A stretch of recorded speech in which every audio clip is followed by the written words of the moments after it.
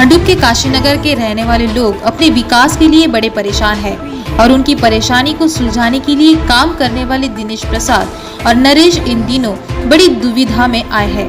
आइए जानते हैं काशीनगर के रहवासियों और दिनेश और नरेश का क्या कहना है। मेरे दोस्त दिनेश प्रसाद ने, मैंने और मेरे कुछ कार्यकर्ता लोगों ने मिलकर हमने एक SRA प्रोजेक्ट चालू किया हुआ था। उस SRA प्रोजेक्ट में हमको बहुत सी धमकी मिली थी।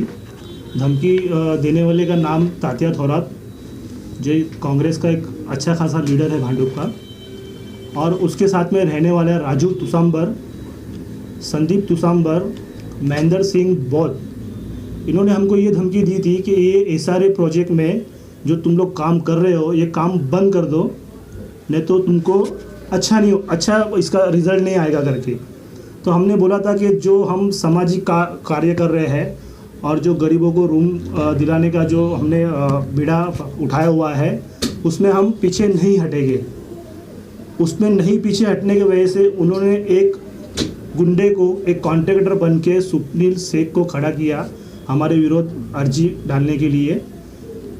पहले महीने की 1 तारीख को उसने हमारे पे अर्जी डाला कि हमने उससे 50,000 रुपया हफ्ता मांगा और मेरे दोस्त दिनेश प्रसाद ने उसको चक्कू लगाया।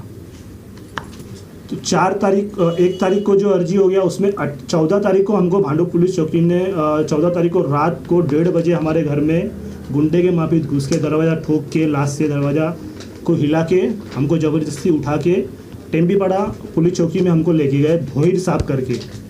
भोईर साहब ने रात को 3 बजे हमको बोला कि तुमने किससे हफ्ता मांगा करके। हमने भोईर साहब को बोला कि हमने जिससे भी हफ्ता मांगा रहेगा उसको हमारे सामने लाया जाए। भोईर साहब ने वो टाइम पे बोला कि नहीं, तुमने हफ्ता मांगा है, उसको तुम्हारे सामने नहीं लाया जाएगा। बोला, हमने पूछा क्यों नहीं लाया जाएगा, तो भोईर साहब ने हमको ये जवाब दिया कि वो व्यक्ति तुम्हारे से डरता है करके। उसके बाद में हमको 14 तारीख को छोड़ दिया गया और फिर 18 तारीख को फिर उसी बंदे ने वापस अर्जी दिया कि दिनेश प्रसाद ने 4 बजे चक्कू लगाया और नरेश कटपरा ने 50,000 रुपये हफ्ते का मांग किया। 4 तारीख को मैडम जब ये FIR पुलिस चौकी में हो रहा था, 4 तारीख को 1 बजे से लेके हम लोग 4:30 बजे तक मुलुंड कोर्ट में, 18 तारीख को मुलुंड कोर्ट में ये लेटर बना रहे थे हम। इसमें सब 18 तारीख का डिस्पैच का तारीख है। हमने ये लेटर लेके 4 बजे DCP ऑफिस में गए हुए हैं। DCP ऑफिस में हमको डिस्पैच दिया हुआ है।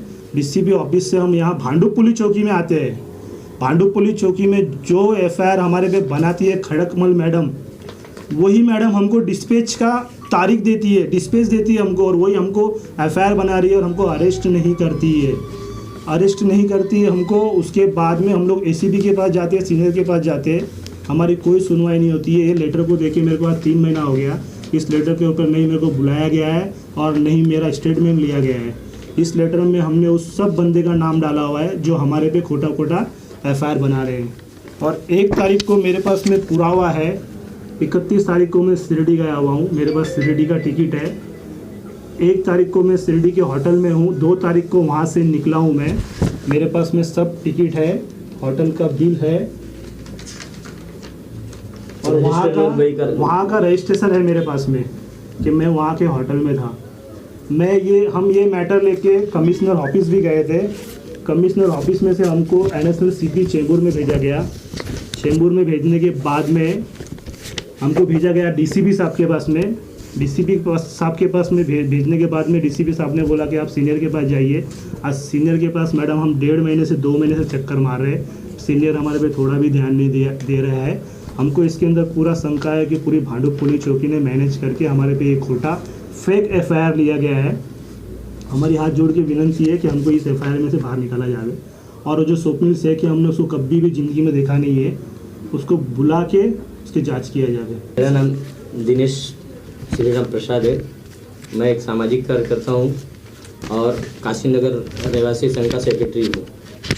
मेरे पे 2 फर्जी FIR हुआ है षड्यंत्र के द्वारा। तात्या थोरात, शंभू सिंह, भरत बापकर, महेंद्र बौद्ध और राजू तुसांबड़, इनके कुछ गुंडों मिली भगत से मेरे पे FIR हुआ है। तो मैं आपसे यही कहना चाहता हूँ कि इसकी आप लोगों के मार्फत उसकी इंक्वायरी की जाए। मैं 29 तारीख को 28 तारीख को मैं ये लेटर बाय स्पीड पोस्ट से भेजता हूँ। 29 तारीख को सीनियर साहब की सही होती है। फिर भी मुझे रेडीमेड कपड़े की तरह, जैसा रेडीमेड कपड़ा खरीदने जाते हैं ना, उस तरह मुझे बुला के सिर्फ सही लिया जाता है, नो इन्वेस्टिगेशन। और एफआईआर में जो टाइम, डेट और टाइम मेंशन है, वो टाइम मैं आपको दिखाता हूँ। 1-2 इस तारीख को नानू शिरडी में रहता है।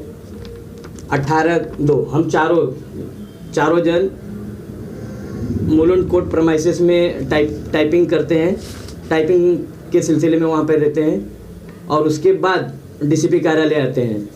डीसीपी कार्यालय आने के बाद फिर हम भांडू पुलिस स्टेशन आते हैं, और जो मैडम को सीनियर को डिस्पैच देते हैं तो नीचे थाने अमलदार की सही लगती है। तो प्रियंका खरटमल मैडम हमारी वो रहती है, और उन्होंने ही हमारा एफआईआर लॉन्च किया है।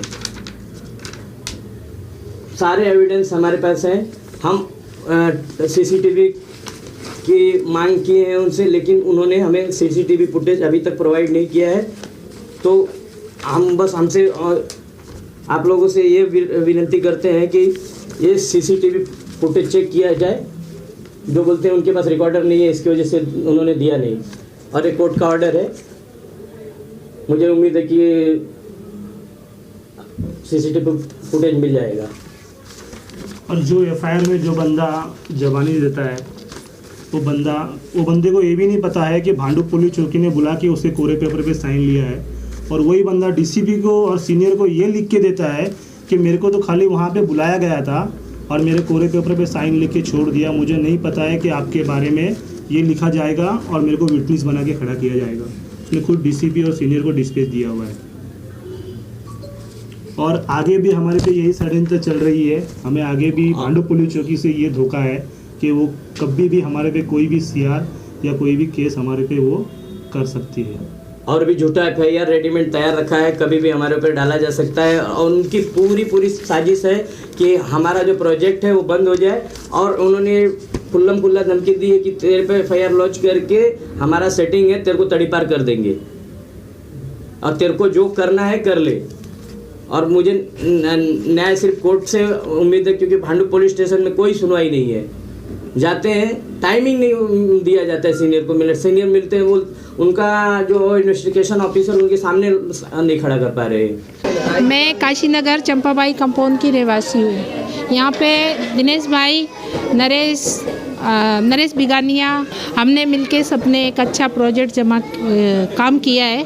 उसके वजह से हमारे पीछे जो कंप्लेंट करते हैं, हमारे काम में बाधा डालते हैं। कुछ लोग ऐसे हैं, इनको घड़ी कंप्लेंट करते हैं और जेल में डालते हैं। और हम लोग सब मिलके हमारे लिए बहुत अच्छा काम कर रहे हैं। बिल्डिंग का प्रोजेक्ट चालू कर रहे हैं, हम भी इसमें शामिल हैं। अच्छा काम कर रहे हैं, सब अच्छे से हो रहा है, लेकिन वो बाधा डाल रहे हैं। इनको घड़ी इनका एफआईआर जा रहा है। बहुत परेशान है हम लोग भी, बोल के पुलिस में भी थक गए हैं। सब बोलते हैं कि भाई ये लोग अच्छा काम कर रहे हैं, फिर भी वो लोग पीछे से कुछ ना कुछ गुनहगारी इनके ऊपर डालते कि हमको धमकी देते, हमको चाकू दिखाते या हमको धमकी देके कोई भी काम कराते।